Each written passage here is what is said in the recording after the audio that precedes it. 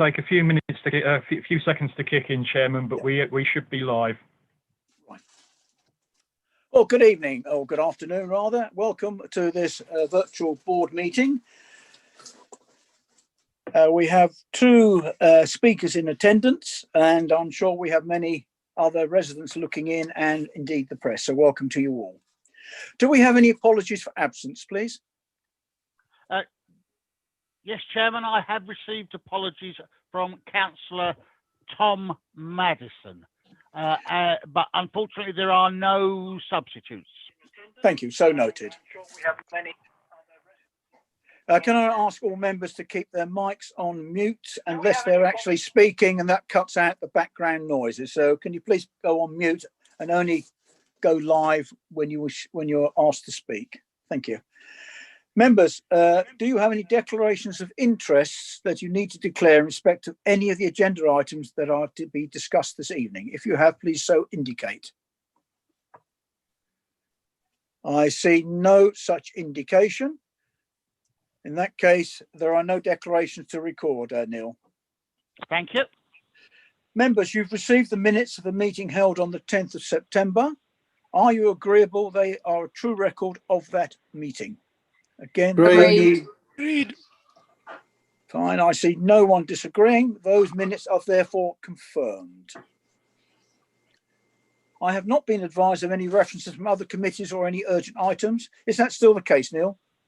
That certainly is the case, Chairman. If people hear me refer to Neil, he is the committee secretary and to who I take guidance on such matters. We shall therefore move straight on to the items for consideration this evening. We have three agenda items. The first item under consideration is the land at the former Co-op site 20 to 54 High Street and 19 to 33 Spittal Street, Westgate Car Park and Kent Road. We have one registered speaker who wishes to speak in support of the officer's recommendation. I am aware that this is quite a large major town centre development of which there is much public interest. In that case, I'm calling it for debate. Sonia. Thank you, Chair. We'll just share the screen so I can show you some plans of the development. Can you see that okay? Yes. Yeah. Should enlarge. No, I had this problem earlier. It should, that's it, good. Just before I start to introduce the item, I just would like to draw members' attention to the additional letter received after the update report was completed.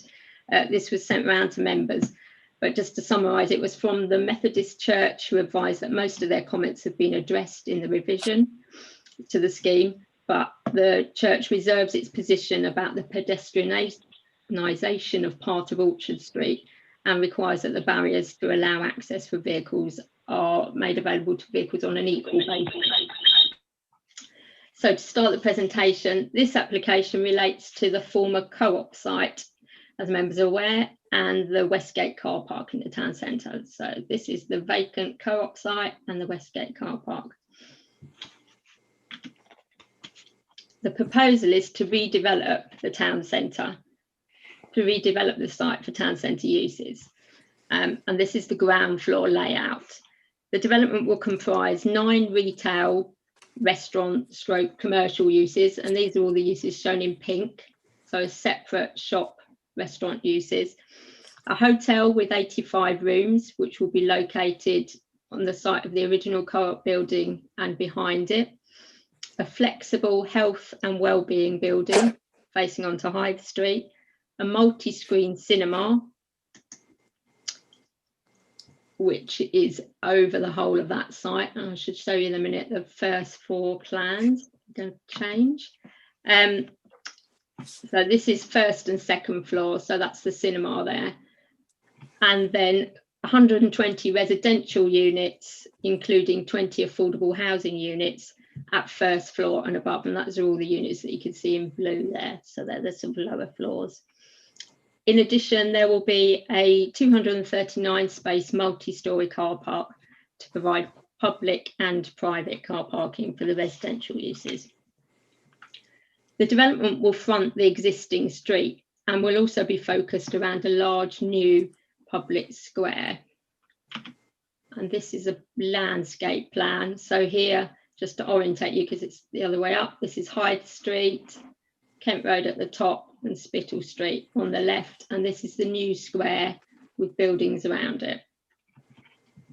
The public square will also link Hyde Street with a new route that runs through to Kent Road, and that's opposite Suffolk Road. So we've got that east-west route going through. Orchard Street is an adopted highway at the moment, and it goes through the site, as members are aware at the moment, but this will be pedestrianised in its central part, which essentially results in two cul-de-sacs at the southern end of Orchard Street and the northern end of Orchard Street, which will allow turning for vehicles, but larger vehicles, including sort of refuse vehicles, will still have to drive through because there's insufficient space for them to turn. So they will drive through the square and come out further on Hyde Street, and that will be a managed access with bollards. My report provides a long and detailed assessment of the issues arising with regard to consideration of the application. So I will not repeat them here, but will talk members through images of the proposed development and summarise my conclusions, and then can answer any detailed questions afterwards. So this is the northern building, block 2 on Hyde Street and the square. So the development along Hyde Street has a brick built frontage with a 4-storey emphasis, which creates that strong parapet line along the street, which I consider ensures that it respects and complements the adjacent development. The northern block will actually be 6 storeys, as you can see, but 2 of these storeys are set well back from Hyde Street so that they do not dominate the views along the street and reduce the impact on the low buildings opposite the site. The building is also stepped back along its northern elevation to reduce the impact on the smaller Victorian houses on the opposite side of the road. This is the proposed health and wellbeing building, flexible building further along on Hyde Street, further to the south. And this has been designed with a different brick built character, but again with a 4-storey emphasis and a 5th floor setback. And as you can see, this building fronts onto the end of Copperfields at this end, Hyde Street, and then around onto the square. So it's got 3 frontages. This is a view looking at that building again and looking at how it turns the corner and goes into the square. So the residential building adjacent to the health and wellbeing unit faces onto the square and is 5 stories high here, but without a setback. And this height continues for much of the depth of the square itself to allow sunlight to reach the square over the top of this building. The building then rises in height on its corner to a 9-storey building, which is ground floor commercial plus 8 stories residential. This continues around the corner at this height, and in order to break up the roof line, the parapet has been adjusted so that it sits at slightly different levels, so that long distance views, the building is broken up. Although a higher building, I am satisfied that this will have limited impact on the users and occupiers, both within the site and adjacent to it. The higher building is set well within the site on the corner of the square opposite the cinema. And I consider that in this case, increased height in the middle of the development site, away from the historic streets and existing occupiers, is the appropriate design approach. As the building turns the corner, it then drops down again to 5 stories and is stepped back significantly where it is directly opposite the Cloisters building, which has residential units in it. And the purpose of that setback is to minimise the impact on those properties. The building then extends further, and this is the hotel. So at this point, it's no longer opposite the residential buildings, it's opposite commercial buildings, and so it reverts to a full 5 stories with no setback, and this is all the hotel. And you can see just here, this is the rear of what was the original Co-op building, and this is actually a new elevation that's been put in as part of the proposal. So it's been replaced to match the original facade. So the proposal, as members are aware, includes the retention, repair and repurposing of the existing facade of the former Co-op building, and it's been constructed, but it has an additional floor on top. to provide the adequate hotel and that sort of complementary materials and sort of bronze colourings to reflect the bronze in the shop front below. This is the cinema. The cinemas are, of course, by their very nature, large boxes. And in this case, the building has been physically broken up by the central walkway, which is here, which runs through to Kent Road, and by the stepping down in height and setting back of the building, where it is closest to the cloisters. This helps to articulate and reduce the bulk of the building. And this is further achieved by the use of brick detailing on the building to create interest to what is a large facade. The building won't be read as a whole from the east or from the square, as it sits partly behind the residential block, but it will be visible along Kent Road. The car park is also largely hidden from views from Hythe Street due to the proposed residential block. However, again, it will be visible from Westgate Road to the north across the existing low development and also from Kent Road. The design does not seek to hide the functionality of the building, and indications of the proposed cladding are in extruded mesh panelling. The square has been designed as a multifunctional urban space, allowing use for a variety of events, for informal play, and to provide adequate room for tables and chairs to be set out. The submission advises that the design of the paving reflects the cultural music heritage of Dartford, using patterns associated with sound waves, and the suggestion is that the public art should reflect this. So in conclusion, I am satisfied that the proposed development preserves the special interest and setting of the adjacent and nearby listed buildings, enhances and preserves the character of the conservation area, and mitigates the impact on their archaeological significance, and will preserve the significance of non-designated heritage assets. There will be some limited harm to the setting of the conservation area and the setting of the listed building, Methodist Church, but this is overall less than substantial harm, which is outweighed by the public benefits of the scheme in bringing forward development of a vacant site and ensuring regeneration of the town centre.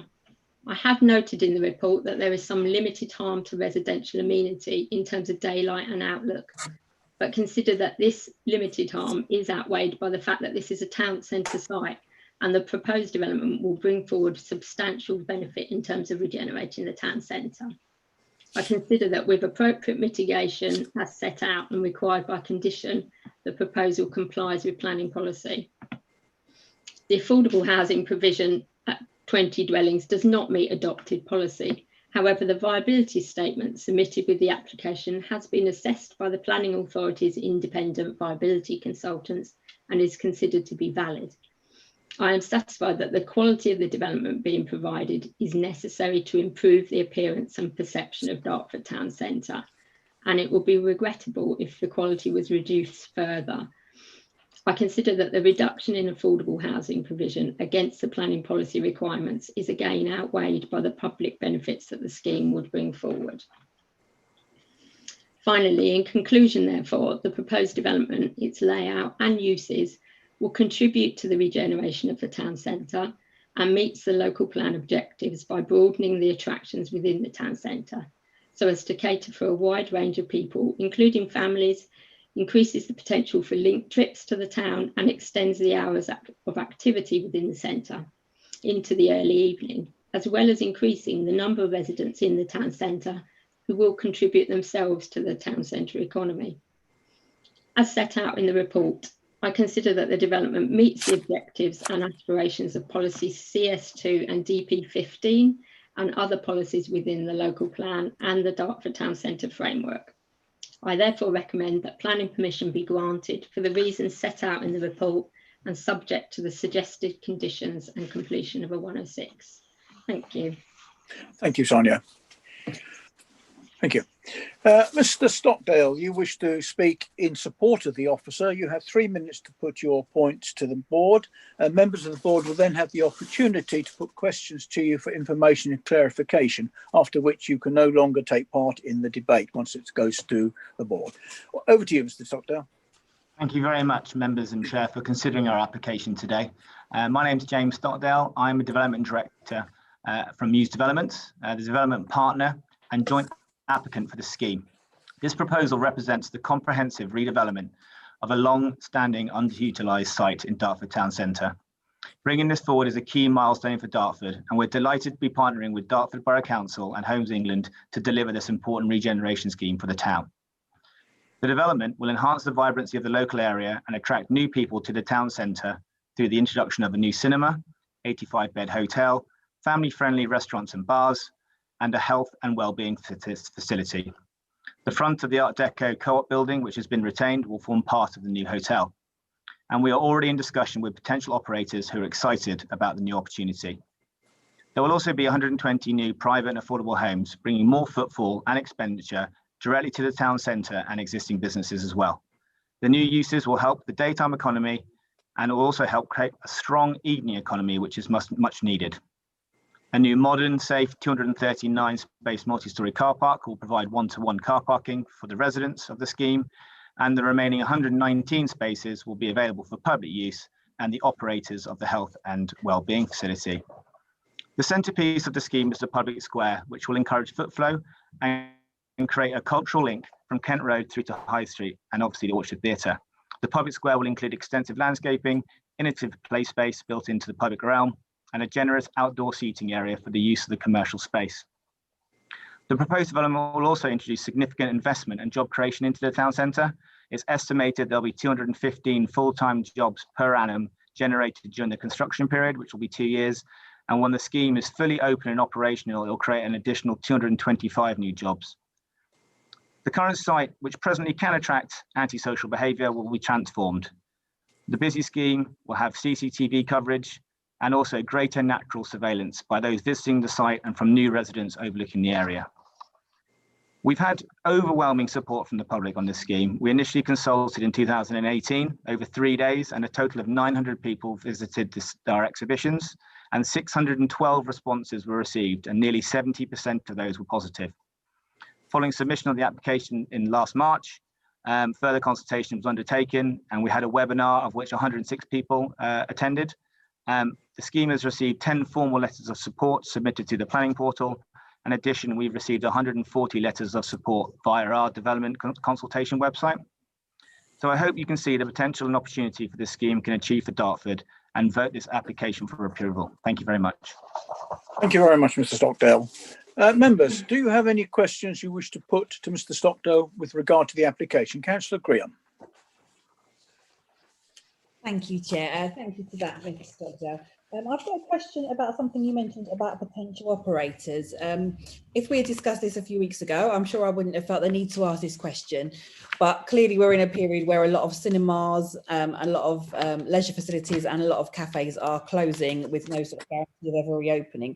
Have you had conversations with these potential backers since the sort of recent announcements of things closing, and have you got kind of any way of reassuring us that these buildings won't become empty in sort of the long-term foreseeable? No, absolutely, and it's a concern for everyone. Obviously, there's a big uncertainty around the leisure market at the moment. We are in regular communication with the operators that we would like to attract to this site and this scheme. Obviously, with the news earlier in the week about a number of cinemas closing, only temporarily until April, I would say. We've obviously been engaging with them. Interest is still there, but you know, we have to keep. I'm not going to sit here and say for definite right now where we're going to be in a year's time, but we're keeping very close. We went out and marketed both the hotel and the cinema last year, which we see as key anchors to the scheme, and both the operators that we spoke to are still very keen on this site. Thank you. You want to come back? Yep. Yes. With regard to the hotel, is there kind of any evidence, any kind of research you've done that suggests there is a demand for a hotel specifically? That would be helpful. Yeah, we did. We did a survey. We had a report produced as part of our design work, which would have been 18 months ago. There is demand, and it's shown by the operators we've been talking to who have put forward offers for the building. Just to be clear, you have got offers. Yes. Thank you. Any other member? Councillor Garden. Thank you, Chair. Following on from Councillor Graham's point about the cinema and the current issues that we have with that, yeah? Can you assure me that the design of the shell of the cinema is such that should the cinema not see to become non-viable, is it capable of converting it in the same way that we've been able to convert the proposed health centre from a super GP centre to the more flexible healthcare facilities? The cinema, which has been, it's been designed as a cinema, it hasn't been built to be a flexible space. So if we were to look at a completely alternative use for that building, we would have to reapproach the design of that building and also reapproach planning. So it is a bit different to the health and wellbeing building, which effectively, when we were engaging with the CCG on that originally, effectively that facility is almost like an office building, which can actually be converted and can be made quite flexible. Unfortunately, cinema buildings, they are quite unique space. They're big auditoriums. So we would have to look at redesigning that building if we were to change its use. I would just remind members that there is a condition in the application that should members be minded to approve, that if the cinema was not to come forward, it would require a new planning application to consider what use that space would go. So there is a security for the authority within the planning conditions should you be minded to approve it. Is that fair, Sonia? Yeah, just for clarification. Any other member? Yeah, second point, please. Councillor Garden, yep. Thank you. Yeah, see, Mr. Stockdale, that we used to have a 110 place parking facility. We're now going to have 119, which is an increase of 9. But that now needs to accommodate a cinema of unspecified seating capacity, a hotel of 85 rooms, and in my opinion, most hotels will have a larger proportion of people coming by car than the 23% that you actually mentioned. And we've got 9 new retail units. Can you explain how this extra 9 spaces will meet the current usage of that space and the intended use of this cinema, hotel, and 9 new retail units? Yeah, of course. It's obviously very key for us to have the right number of car parking spaces, because we wouldn't attract the type of operators you just discussed there without that level of car parking being provided. So we've obviously engaged with the operators. They are comfortable with the level of parking we're providing. We've also done a car park accumulation study has been undertaken to demonstrate that the volume of car parking spaces will meet the expected demand. We've got 239 spaces. Of which those 239, we've got 120 up for the residential, so that's 1-to-1, which is something that we see as important. And the health hub would have 20, leaving 100 for the public. Now, obviously, there's 110 currently. So during our discussions with the planners, we've also looked at creating an additional 7 spaces on Kent Road as well. So we are effectively matching with what we've got there, and we feel the additional spaces. And also, we're trying to make that this is a town centre scheme. So we're also trying to attract people that don't come by car. You know, it's close to the railway station. There's good bus links. We're going to have bicycle parking, and also we want people to, you know, to find alternative uses, and also, you know, electric, etc., and car club, etc. So we are comfortable that the level of car parking we're providing is more than sustainable for the scheme that we're bringing forward. And if that didn't come to be, what would your contingency plan be to ensure we had sufficient car parking to attract people into the centre? Well, the level of car parking is fixed, obviously. I mean, we're up to ground plus 5 with that multi-storey car park. I think, you know, to put any more additional car parking, it's a town centre scheme. It's a dense scheme. I don't think we'd want to go any higher. There are alternative parking locations in the town centre as well. I would say that alternative that they could use. Orchard Shopping Centre, Priory Shopping Centre as well has parking which could be available. So on the actual site itself, there isn't scope as part of this current application to extend the parking provision. Thank you. Thank you. Any other member? I see no such indication. In that case, thank you, Mr. Stockdale. You can no longer take part in the debate. It is now open for discussion by members. Sonia, I understand a KCC officer is present. Is the KCC officer here for a particular application or any particular qualifications? More particularly for this application, as it you know, there's obviously highways issues and parking Fine. issues. He is basically a highway officer then.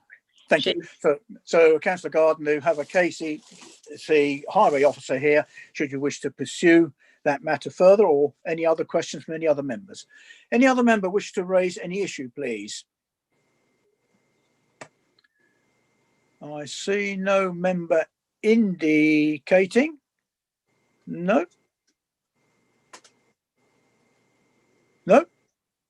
In that case, I assume members are satisfied with the report that they have before them. In that case, I should put it to you then that the application shall be approved in accordance with the officer's recommendation and the updated conditions. Is that so agreed by members? Please Agreed. show. No, sorry, we can't show it. Sorry, we have to do a count because it's virtual. I'm going back to the old system. Neil, will you please take a roll call? Come here. I'm Right, here. members. Yep. Councillor Armitt. 4. Councillor Butterfield. 4. Councillor Garden. Or Councillor Green. I didn't hear you, Councillor Councillor. Green. Muting. Oh, sorry, 4. Green. Councillor Madison isn't here. Councillor Moat. 4. Councillor Tom Oliver. 4. Councillor Perfect. 4. And finally, Councillor Honeysett. 4. That is a unanimous decision, Chairman, of approval. Thank you. And I would like to thank the officer. I think I did indicate at the beginning, it was a very detailed report with a lot of explanations given to members in the report and with some very strong conditions, which I think has made it much easier for members to approve your recommendation. Thank you. And thank you, Mr. Stockdale. I think all we need now is a fast development of the site to get that site cleared and in operation. So I wish you well. Thank you very much. Thank you. Thank you. We now move on to item 7, which is the block of lock-up garages and land at Gilbert Close, Swanscombe. There is one speaker, Mr. Peter Dosat, who wishes to support the officer's recommendation of approval. There are no speakers against the recommendation. Does any member wish to call it for debate?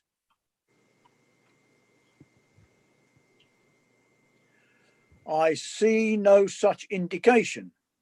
In that case, I put it to you that the application shall be approved in accordance with the officer's recommendations and the update circulated. Is that so agreed? Neil, please.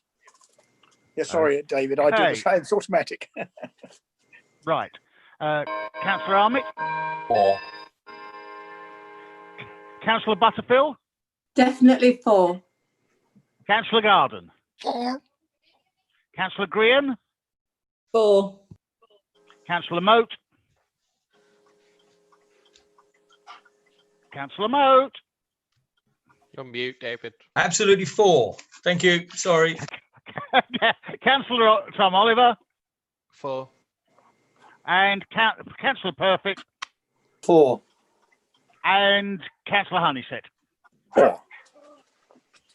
Again, that is a unanimous decision, Chairman. Excellent. Aren't we doing well, members? Thank you. Or rather, should we say to the officers for such a good report and for the applicants and putting forward such good schemes. It is amiss of me that I should have, at the last application, just thank the KCC officer for being present, although I know haven't had to travel, you had to give up your time to be there, although at the end of the day, members didn't wish to speak to you. But thank you for your attendance. No doubt next time you attend, members may not be quite so kind. We now move on to the last agenda item for consideration, which is 9A Forkham Avenue, Longfield. We have 2 speakers, one a Mr. Powell who wishes to speak in support of the officer's recommendation, and Mr. Rogers who has given a written statement which will be read against the recommendation. Is that you, Steve, or Sonia? That's me, Chairman. Thank you, Steve. Okay.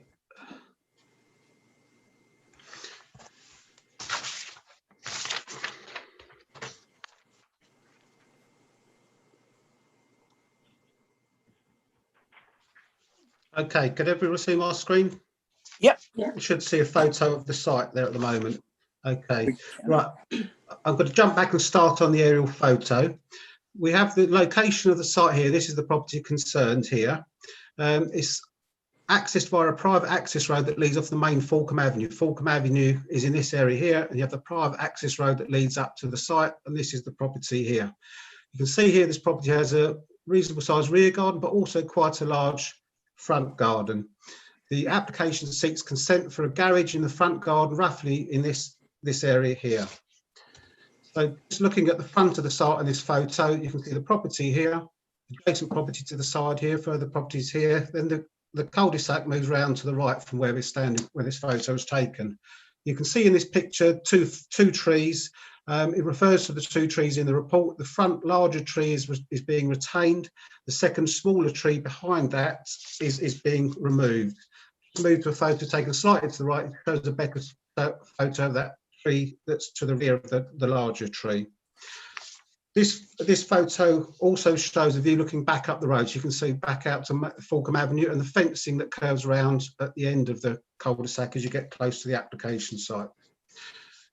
Just looking from the other end of the cul-de-sac or the private road, you can see down that the previous photo was taken from roughly this area here. So the garage would be on the left in this area here, behind the rear garden fencing of this property here. Just looking at the site plan in more detail, this is the application site here. The application seeks consent for a single-storey garage with a hip roof in this area here. This is the actual front garden layout. This shows the new garage here. It shows the existing large tree here retained. In this area here is a row of some planting shown there, and the existing hard standing to the side of the property here, which leads up to the property there. Just looking at the last image, this shows the actual building itself. It's a double garage, double doors to the front. You can see them here and here on the elevation. Hip roof on all sides with a small ridge here. And the dimensions in the report, so I won't repeat those here. Just to conclude, the proposal is an acceptable form of development which is compliant with the relevant policies of the Dartford Development Plan. The application will not have any adverse impact on adjacent occupiers and is acceptable in terms of scale, design and appearance, and is therefore recommended for approval. And lastly, can I draw attention to the update report and the revised conditions in the update report? Thank you, Chairman. Thank you, Steve. Neil, Mr. Rogers has provided a written statement which he wishes to be read out, which objects to the application. Would you please so read to members? Certainly, Chairman. This application is strongly objected to by all direct neighbours, predominantly viewing the proposal as being out of character, overdevelopment, detrimental to street scene, and not in keeping with ASC.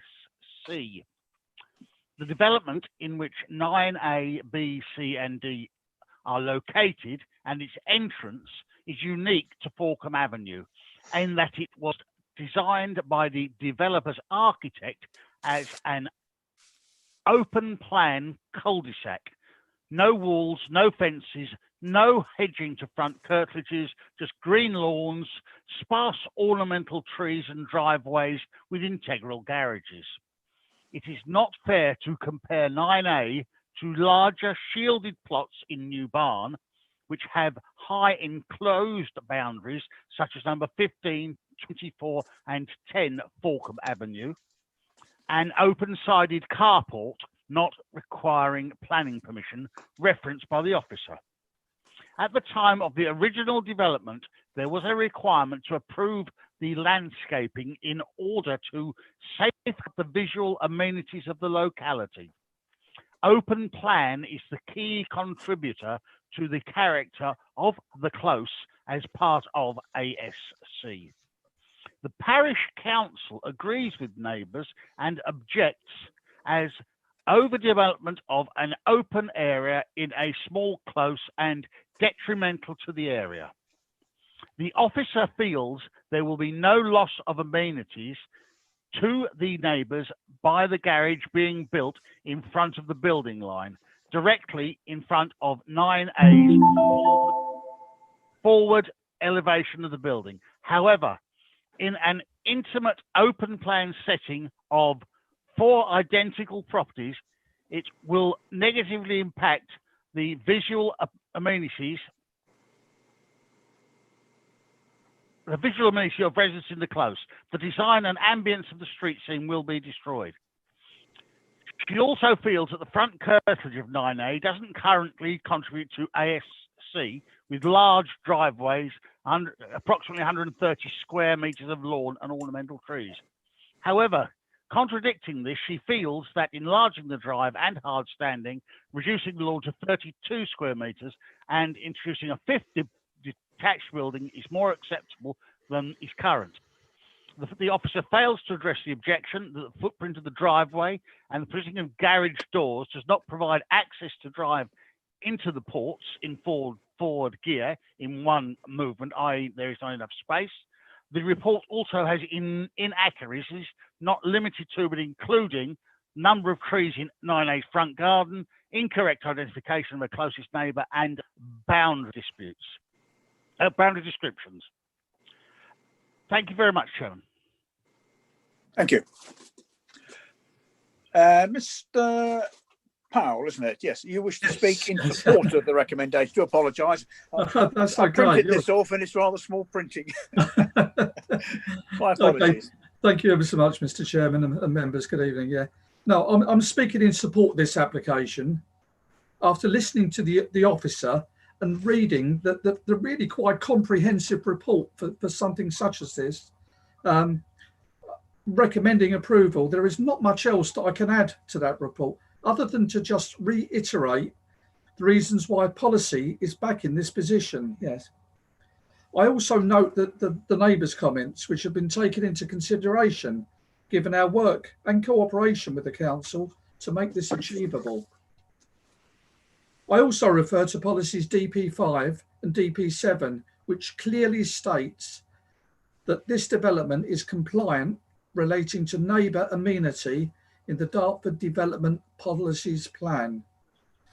When I visited the site, and I must concur with the officer, that the garage would be located close to the entrance of the cul-de-sac, adjacent to the rear boundaries with number 9 and number 7 Falcombe Avenue. Having visited the site, it was my observation that the garage would not be immediately prominent when entering the cul-de-sac. In fact, my perception was that the front elevations of numbers 9C and 9D Falcombe Avenue would be the most prominent features when entering the cul-de-sac. Visually, the garage would not block the view of the other properties in the cul-de-sac. So in line with Dartford Development Policies Plan 2017 and the NPPF, I urge members to grant permission for the reasons set out in your officer's report and subject, of course, to the specified conditions. Thank you ever so much. Thank you. Members, you have the opportunity to at least put questions to Mr. Powell, because obviously Mr. Rogers is not here to answer them. Do any member wish to put any questions to him for information or clarification? I see no such indication. In that case, thank you, Mr. Powell. You can no longer take part in the debate. Members, it is now open to you for debate. Does any member wish to comment? I cannot see any indication. Yes, Councillor Garden, sorry. Thank you. I recognise that this cul-de-sac is an open plan development with very good design of symmetry and visual space throughout it. Here we are putting another garage in the front of that. And while I agree that it is not immediately evident as you drive up the cul-de-sac, because that's only walls, it is for the other occupants of this particular cul-de-sac that has their current visual enjoyment disturbed by this extra facility. So I do not believe that it does actually fit into the open plan development style which this particular cul-de-sac is intended to develop. And therefore I do not believe it should actually be built. Thank you. Well, that's more of a statement. Oh, no, we are open for debate, aren't we now? Beg your pardon. I thought he was still replying to you, Mr. Powell. Do apologise. Thank you, Councillor. Any other member? Councillor's made a personal judgmental view on the application. Councillor Perfect. Thank you, Chairman. Well, I remember when this was first built, and it was built in the back gardens of the others, and it was laid out, and the bungalows in the next road, some people really dug in because they were in the back gardens, and the fact is we were told that it was laid out so it would never have to be altered. It does alter the street scene. It makes me wonder, we've actually, as a development control board, we've stopped these front garages in Fulham, in Festival Avenue. And it does make me, I'm in two minds about this, because it will alter the street scene and its massing will be seen there. And I don't think it's really appropriate. What are we going to say if the next person, I know that we judge more on their individual cases, but if the next person in that close comes along and says, I want one in the front, then they're fairly new houses. They're not old houses. A lot of thought went into them. There was a lot of debate at the time. And unfortunately, I find myself in slight agreement with Councillor Garden. Thank you. Thank you. Any other member? Steve, can you go back to the picture of the front of the house where you had the garden and the tree? Because the front to me appeared to be unusual to the other houses there, in that it is a much larger, it appeared a much larger area, but it has this garden space the others don't seem to have. Keep going, can we? Yeah, there, and there's the wall there. I see it's quite a large garden space there. The garage would go behind the tree where the small tree is. How high would it be in comparison to the trellis on the fencing there? Would it go above that trellis work? Yes, the garage would. I think if I go back to the plans of the garage, what you've got is the height on there. I think it's 2.3 metres. You can read that measurement to the gutter level, and then the overall height is just slightly over 4 metres, 4.3 metres there. So the main part of the brickwork would be below the fence and trellis, but the part of it and the roof would be above that. Yeah. Thank you. Can we go back to that picture again? I'm just making some thoughts on it, listening to the two councillors. Of course, the layout of the front there is different and wider than the other houses there, so it is slightly different. It would be almost impossible for the other properties there to have the land to lose a garage in. So I'm a bit tired. I can see where they're coming from, but this is almost a one-off plot. Can I ask the officer to make comment on that? I got you, Roger. Yep. Yes, thank you, Chairman. If I go, that's what you need. We look at that plan there. I think you can see the comparison in front garden size that you're talking about. So the 9A is obviously clearly a much bigger garden than 9B. That has a much narrower pinch point at the front. I think also as a point to make is the fact that it's open at the moment doesn't automatically mean that anything there is unacceptable. We have to consider each scheme on its merits, and anything for the other properties, 9B, 9C or 9D, would have to be considered on their merits if they were to come forward. So I think the location of this one round the corner behind the rear boundary of number 9 is also important to consider. Yeah, thank you, Steve. Okay, can we go back to members? Chairman? Thank you. Yeah, Councillor Perfect. Yeah, I'm glad we had an opportunity to have a look at that plan, because the camera, unfortunately, the way the angle's taken with the lenses doesn't give how it actually looks when you're standing there. It's one of those things. When you look from the top, can we have that plan back so I can talk through that plan? Is that possible? Yes. Hold on, wait till the bit goes out. Right, if you see the banjo and then you draw a line from that banjo across, this front part here, this small triangle is where the tree is. The actual garage is being built back from that. So actually, other than that point, which is just a small triangle, really, it's exactly the same as putting one in the front of there, except it's at the back fence of number 9. And number 9, this was number 9's garden. It caused all sorts of problem when it was sold off. But you've just ended up with a small triangle extra with a tree on it. It seems to me that when a lot of work's gone into the design of that close, and it does look nice, it just seems such a shame to be altering it for garages to me, but that's just my opinion. Yeah, Thank you, Chairman.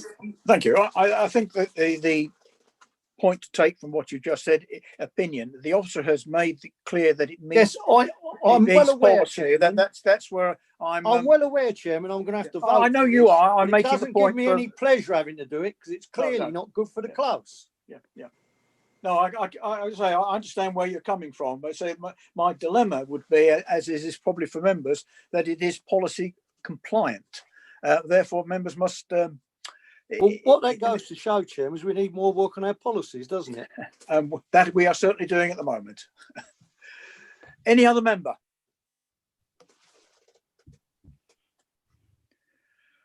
Members have listened, and I see no indication any other member is declining to put forward any. Yes, you've just touched it, you weren't coming forward. I therefore put, as there is no other proposal before me, I put before you that the recommendation shall be approved, or rather the application shall be approved in accordance with the officer's recommendation and the conditions and statements in the update. Neil, will you please take a vote? The roll call, please. Certainly, Chairman. Right, Councillor Armitt. 4. Councillor Butterfield. 4. Councillor Garden. Against. Councillor Grehan. 4. Councillor Moat. 4. Councillor Tom Oliver. 4. Councillor Perfect. Unfortunately, 4. And Councillor Honeysett. 4. Chairman, the motion is carried with one dissenter. Thank you. The application is therefore approved. Thank you. I do understand the concerns raised by the neighbour and those concerns raised by to members, but I think it is policy compliant, and there's very little option that we have other than to approve the application. It looks hopefully a well-designed building that will not cause too many concerns. Thank you, members. We now move on to the delegated decisions taken. Do members so note? I see Noted. some nods and some fingers. Thank you. The delegated decisions are so noted. Well, that brings us to the end of our session. I understand the GAC has a recommendation before them that the board goes back to its full size in November, which I think will be a good thing, and it'd be interesting sharing it on the video. So thank you all for your support, and see you in November. Good night all, and thank you to the speakers and the KCC officer. Good night all. Thank you, Chairman. Thank you.